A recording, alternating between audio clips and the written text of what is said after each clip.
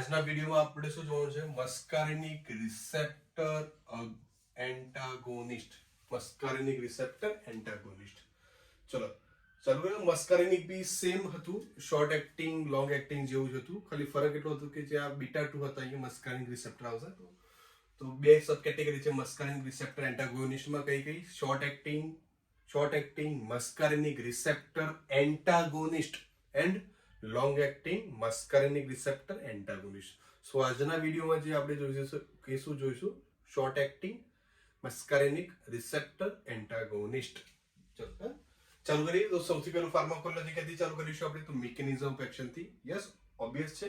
સો અહીંયા પણ સેમ એવું છે, બીટા 2 રિસેપ્ટર અગોનિસ્ટ જેવું છે અહીંયા, કે મિકેનિઝમ જે છે એ મસ્કારિનિક રિસેપ્ટર એન્ટાગોનિસ્ટની એ સેમ જ રહેશે. પછી ફાર્માકોલોજી જે છે એ as per the short acting and long acting change થશે. તો ચલો ચાલુ કરીએ. સૌથી પહેલું mechanism of action of muscarinic receptor એન્ટાગોનિસ્ટ.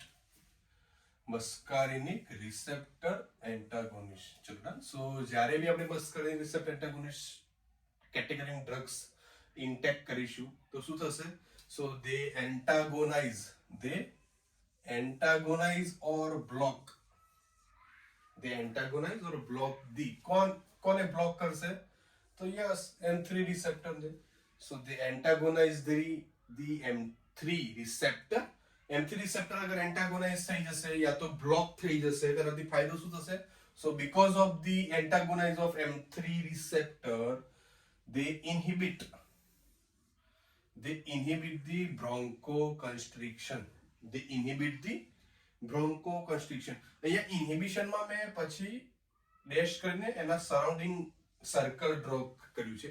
તો મીનિંગ એક જ થાય. અગર તમારે ઇન્હિબિટ નથી લખવું તો યુ કેન એક લાઈન દોરો અને એના સરાઉન્ડિંગ એક સર્કલ ડ્રો કરશો. આ પણ જે નિશાની છે એ શું ઇન્ડિકેટ કરે છે? તો ઇન્હિબિશન જ ઇન્ડિકેટ કરે છે. તો એ યાદ રાખજો. સો because of the antagonize the M3 receptor they inhibit the bronchoconstriction. હવે bronchoconstriction ઇન્હિબિટ થઈ ગયું તો શું ઇન્હિબિટ થઈ ગયું?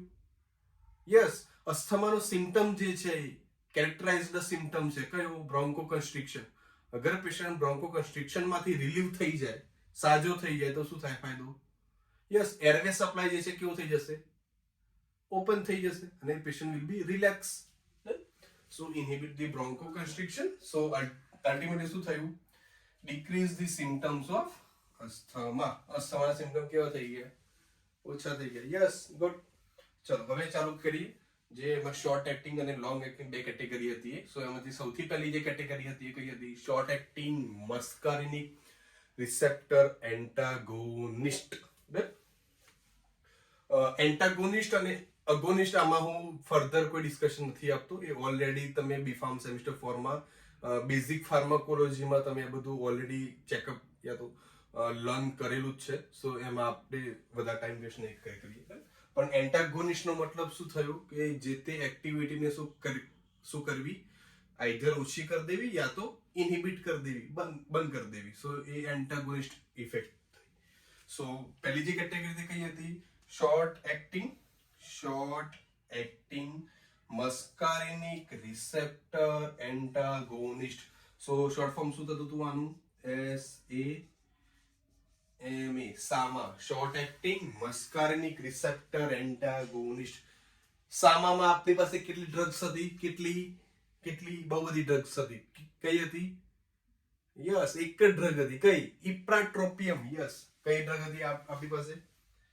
ઇપ્રાટ્રોપિયમ. તો હવે જે કઈ બી ફાર્માકોલોજી જોવાનું છે સામા કેટેગરીમાં જે કઈ બી ફાર્માકોલોજી જોવાનું છે કોનું જોઈશું? યસ, ઇપ્રાટ્રોપિયમ નું. ચલો ચાલુ કરીએ. સો ઇપ્રાટ્રોપિયમ નું ફાર્માકોકાઇનેટિક શું હોઈ શકે છે? તો ફાર્માકોકાઇનેટિક એટલે ખ્યાલ હોય? ફાર્માકોકાઇનેટિક નો મતલબ શું થયો? સ્ટડી ઓફ ADME ઓફ ધી ડ્રગ્સ નું ADME લર્ન કરવું એ તો સ્ટડી કરવું. એ શું થયું? Pharmacokinetic. Absorption, distribution, metabolism and excretion of the drug. એ સ્ટડી કરવું એ શું કહેવાય? Pharmacokinetic. Yes. So what is the pharmacokinetic? Of the ઇપ્રાટ્રોપિયમમાં ફાર્માકોકાઇનેટિક્સ હોઈ શકે છે. તો it's given by the inhalation route. કયા રૂટ થી આપણે આ ડ્રગ લઈએ છીએ? ઇન્હેલેશન થ્રુ લઈએ છીએ, ઓરલી લેતા નથી ઇપ્રાટ્રોપિયમને. આ યાદ રાખજો. ચલો ડન.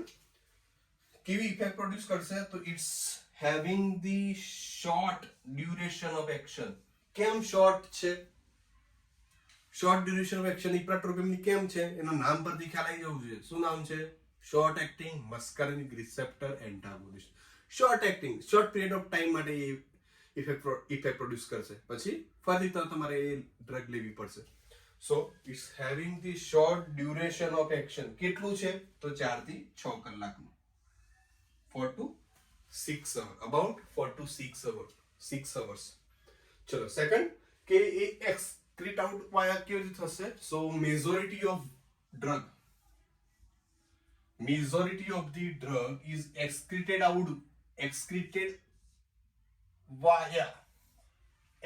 via feces. मतलब સ્ટૂલ દ્વારા એ ડ્રગ બોડીમાંથી એક્સક્રીટ આઉટ બહાર નીકળી જશે. પણ કેવા ફોર્મમાં નીકળશે? In અનચેન્જડ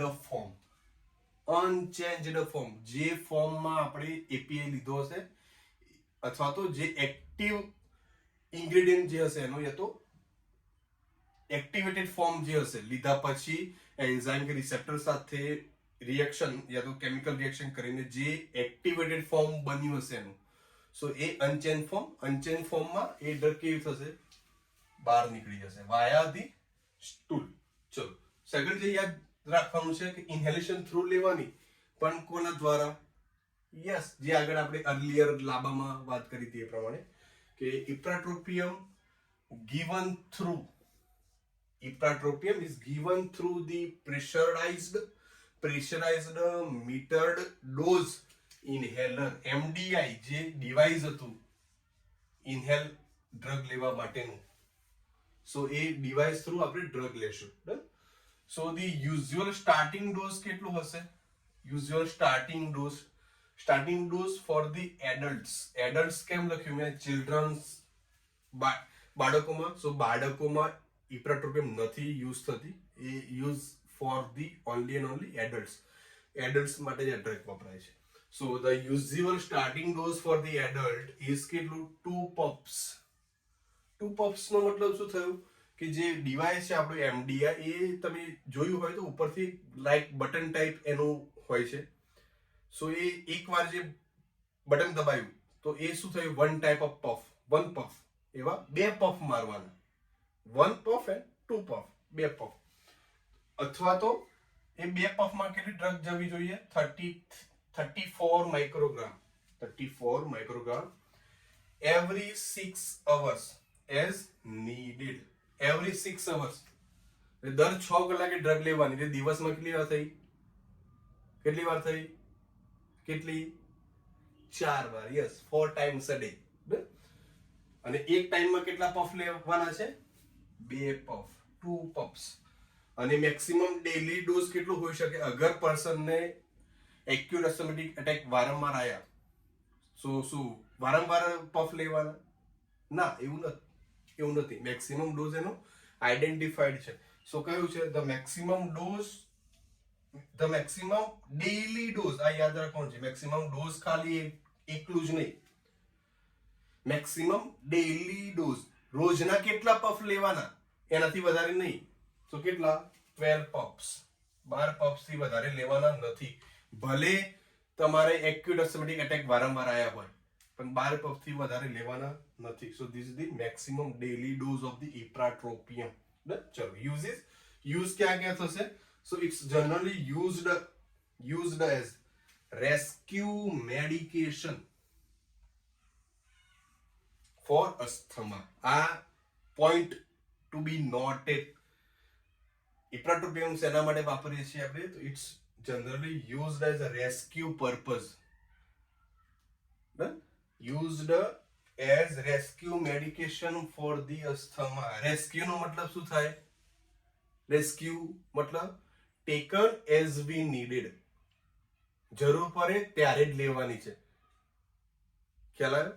so It's generally used as a rescue medication for the asthma. બીજે ક્યાં ક્યાં યુઝ થશે અસ્થમા સિવાય? So we used in the COPD. Bronchitis માં બી આપણે ઇપ્રાટ્રોપિયમ યુઝ કરીએ છીએ. બ્રોન્કાઇટિસ નો મતલબ શું થયું? Inflammation of the bronchial. Second, categorization of the asthma. જો યાદ હોય તો asthma again characterized by the bronchoconstriction and the bronchial inflammation.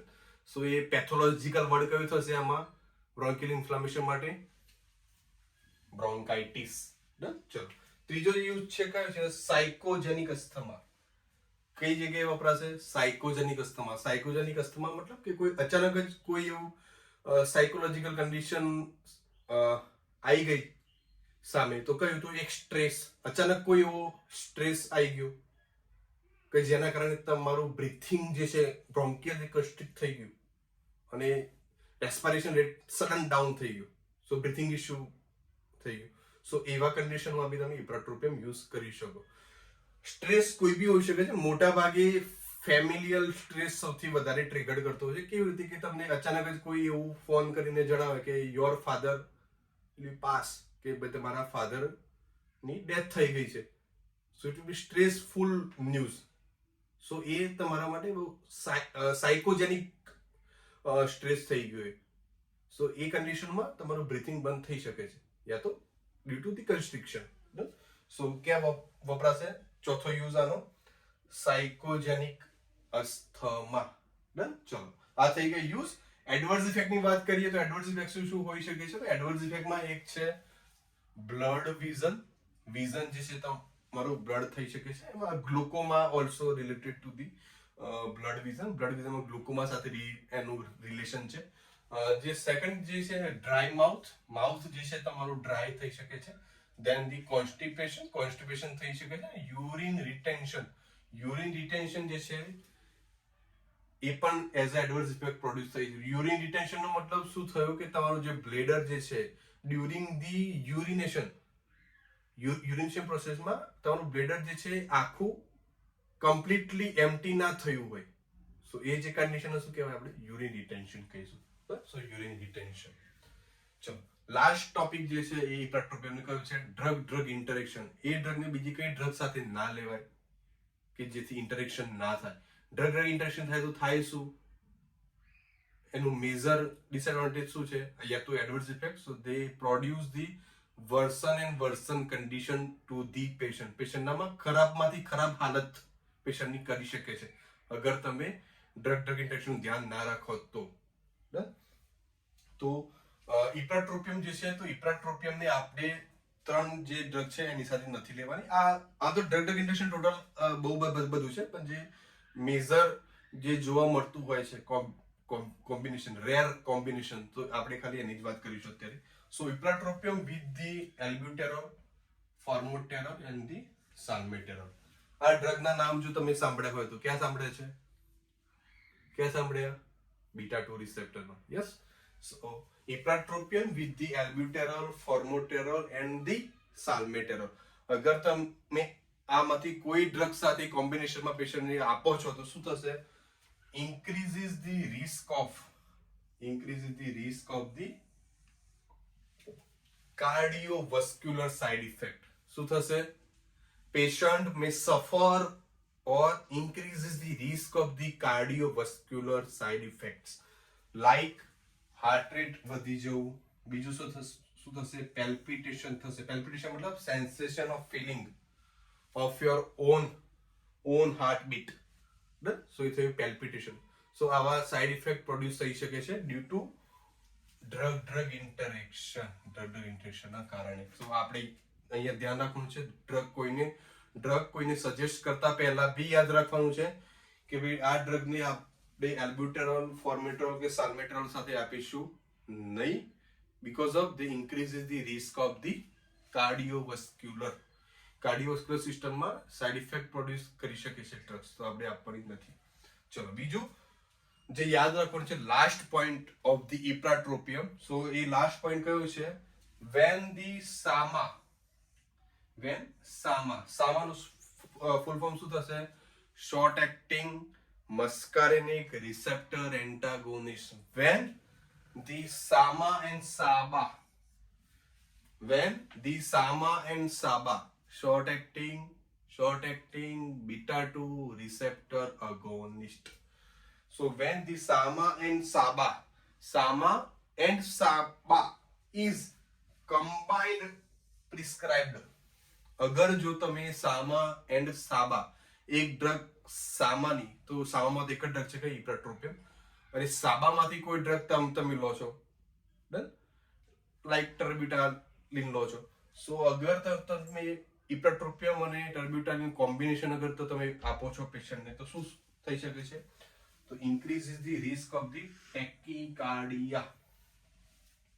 ટેકીકાર્ડિયા પેશન્ટને થઈ શકે છે સો એનું ધ્યાન રાખવાનું છે કે સામા એન્ડ સાબા આ બંને ડ્રગને કોમ્બિનેશન સાથે આપવાની નથી done so this is the whole about the short acting muscarinic receptor antagonist next વિડીયોમાં જે આપણે વાત કરીશું કઈ category yes long acting muscarinic receptor agonist thank you for the watching video hello everyone myself Minesh Kumar Patel last time જે આપણે વાત કરી હતી શોર્ટ એક્ટિંગ મસ્કાર્નિક રિસેપ્ટર એન્ટાગોનિસ્ટની સામાની વાત કરી હતી આજે એની જે સબ કેટેગરી છે LAMA long acting muscarinic receptor antagonist ચલો ચાલુ કરીએ long acting muscarinic receptor antagonist short form શું થતું હતું long acting muscarinic receptor antagonist LAMA કેટલી ડ્રગ્સ છે આપણી પાસે ટોટલ તો 4 ડ્રગ છે એક છે tiotropium glycopyrrolate aclidinium and umeclidinium tiotropium glycopyrrolate aclidinium and the umeclidinium mechanism of action already આપણે સામામાં વાત કરી છે કે મિકેનિઝમ એક્શન બધા હોલ મસ્કાર્નિક રિસેપ્ટર એન્ટાગોનિસ્ટની સેમ જ છે સો અહીંયા એ ડિસ્કશન ઉપર નહીં જઈએ ડાયરેક્ટ આપણે કન્ટિન્યુ કરીશું ફાર્માકોલોજી ઓફ ધી લામા ચલો સો યાદ શું રાખવાનું છે તો લામા જે છે long acting muscarinic receptor antagonist can reduces the risk of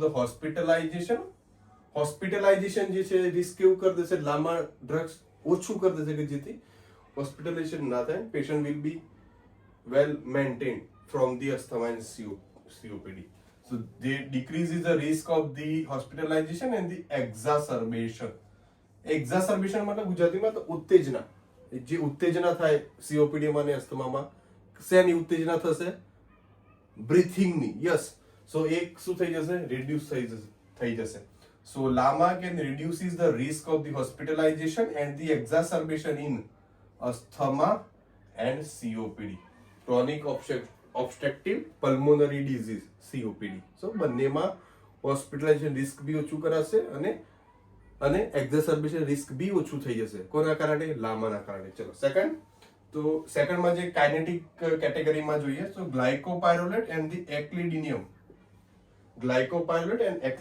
they given the twice a day દિવસમાં 2 વાર લેવાની છે કયા રૂટ થ્રુ લેશું આપણે લામા ઓલરેડી સામામાં વાત કરી છે કયા રૂટ ઇન્હેલેશન થ્રુ યસ જે મીટર્ડ ડોઝ ઇન્હેલર જે છે ડિવાઇસ થ્રુ આપણે ડ્રગ ઇન્ટેક કરીશું કેટલા દિવસમાં ટ્વાઇસ અ ડે કે જ્યારે ટીઓટ્રોપિયન and યુમેક્લિડિનિયમ they given the once a day only દિવસમાં 1 ટાઈમ લેવાની છે ચલો બીજું સો ગ્લાયકોપાયરોલેટનો એક મેજર એડવાન્ટેજ છે કયો એડવાન્ટેજ છે સો ગ્લાયકોપાયરોલેટ have the rapid bronchodilator effect કેવી ઇફેક્ટ પ્રોડ્યુસ કરશે રેપિડ યસ કઈ ઇફેક્ટ બ્રોન્કોડાયલેટર હવે આપણે જરૂર કઈ ઇફેક્ટની છે બ્રોન્કોડાયલેટરની યસ જો બ્રોન્કિયલ જે છે ડાયલેટ થઈ જશે મતલબ જે સાઇઝ જે નેરો થઈ ગઈ હતી બ્રોડ થઈ જશે તો એને ફાયદો શું થશે તો એરવે સપ્લાય કેવું થઈ જશે ઓપન થઈ જશે ઇન્ક્રીઝ થઈ જશે so they have the rapid bronchodilator effect compare to the other LAMA drugs જેટલી બી લામા ડ્રગ્સ છે ચારમાંથી ગ્લાયકોપાયરોલેટની બ્રોન્કોડાયલેટર ઇફેક્ટ કેવી છે રેપિડ છે વધારે છે ચલો ડન એડવર્સ ઇફેક્ટ તો એડવર્સ ઇફેક્ટની શું વાત કરીશું અહીંયા સો એડવર્સ ઇફેક્ટમાં જે મેજર ફ્રીક્વન્ટ વારંવાર થતો એડવર્સ ઇફેક્ટ છે ફ્રીક્વન્ટ એડવર્સ ઇફેક્ટ કયો છે તો dry mouth frequent adverse effect છે ડ્રાય માઉથ. હવે એનાથી રિલીવ થવું હોય તો શું કરવાનું? ફરીથી બીજી દવા લેવાની? ના.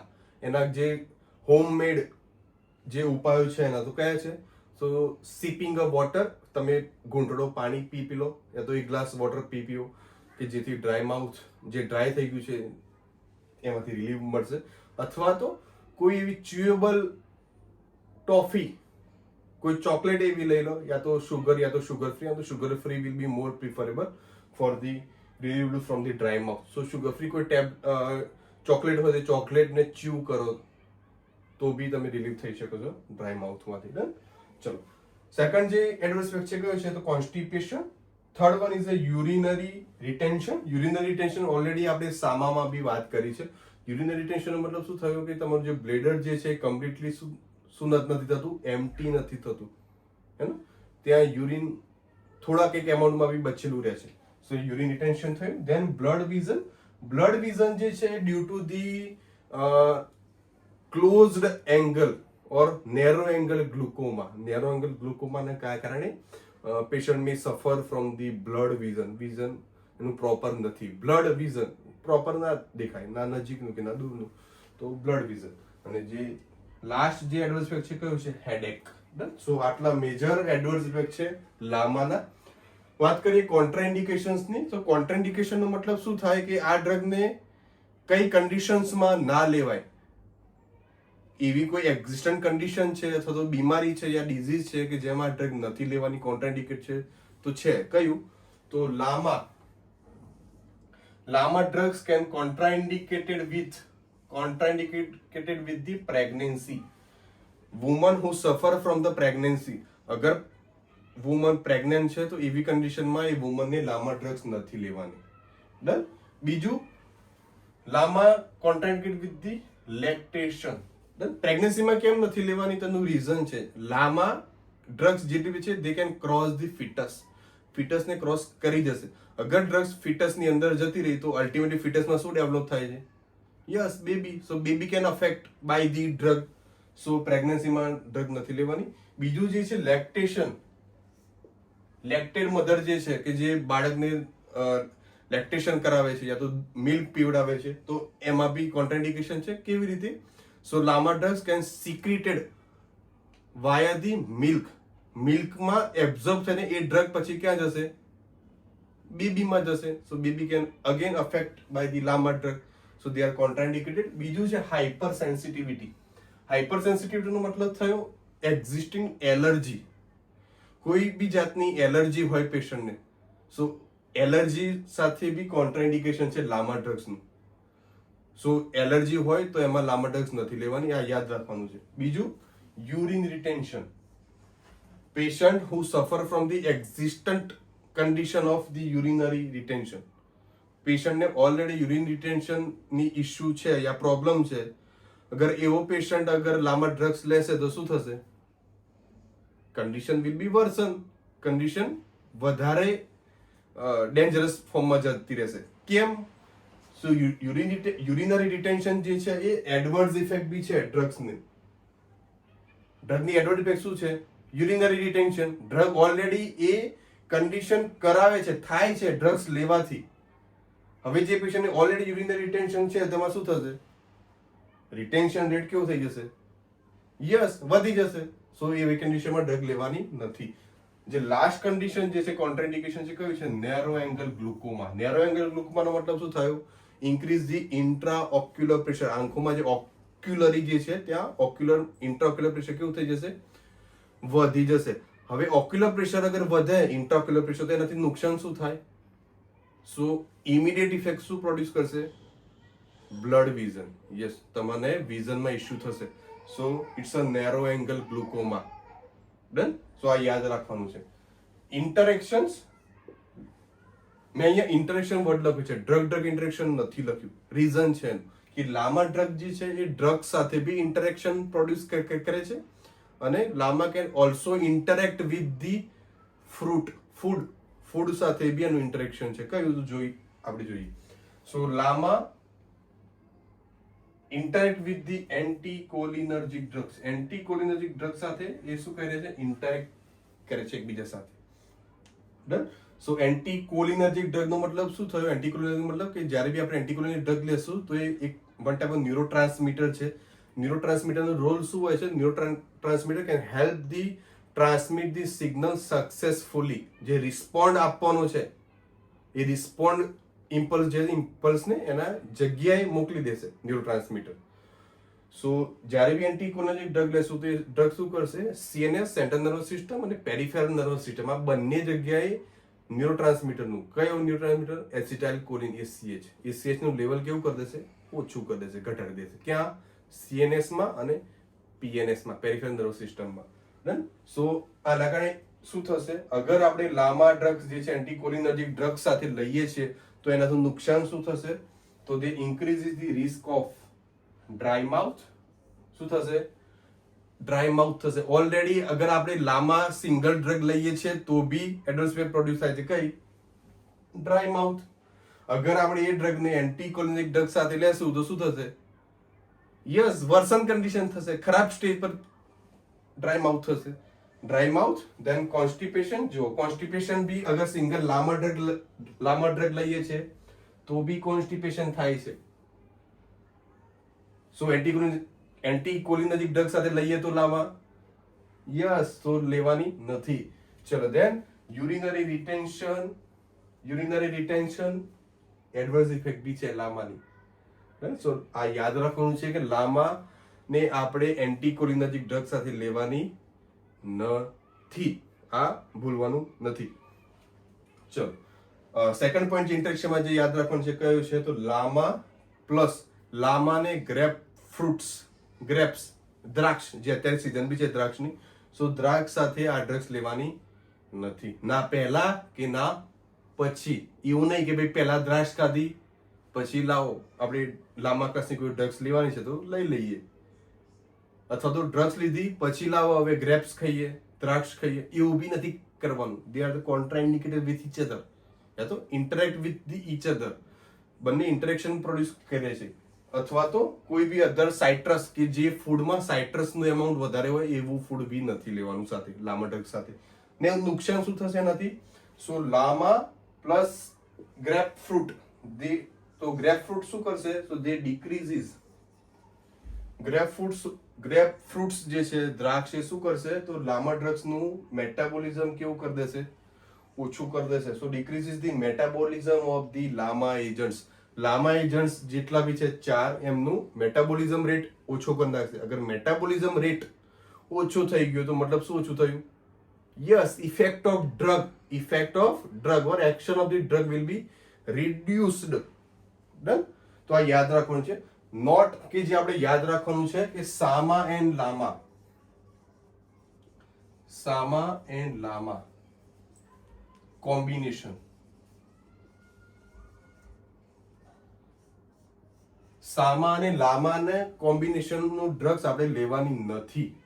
સામાને લામા સાથે કમ્બાઈન નથી કરવાની ડ્રગ્સ કે લામાને સામા સાથે. જો કે એક જ થયું, પણ સામા એન્ડ લામા આ બંનેને સેપરેટલી ઇન્ટેક કરવાની છે.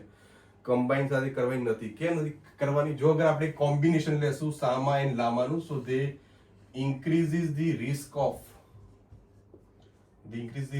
The MI. માયોકાર્ડિયલ ઇન્ફાર્ક્શન નું રિસ્ક શું થઈ જશે? વધી જશે પેશન્ટની અંદર. અથવા તો હાર્ટ એટેક ના ચાન્સ જે છે પેશન્ટમાં કેવો થઈ જશે? ઇન્ક્રીઝડ થઈ જશે. Done. So this is the whole about the LAMA long acting muscarinic receptor antagonist. હવે જે ત્રીજી કેટેગરી જે બાકી રહી બ્રોન્કોડાયલેટરમાં કઈ છે? મિથાઇલક્ઝેન્થિન. સો મિથાઇલક્ઝેન્થિન આપણે નેક્સ્ટ વિડીયોમાં વાત કરીશું. So this is whole about the LAMA. Thank you for the watching a video.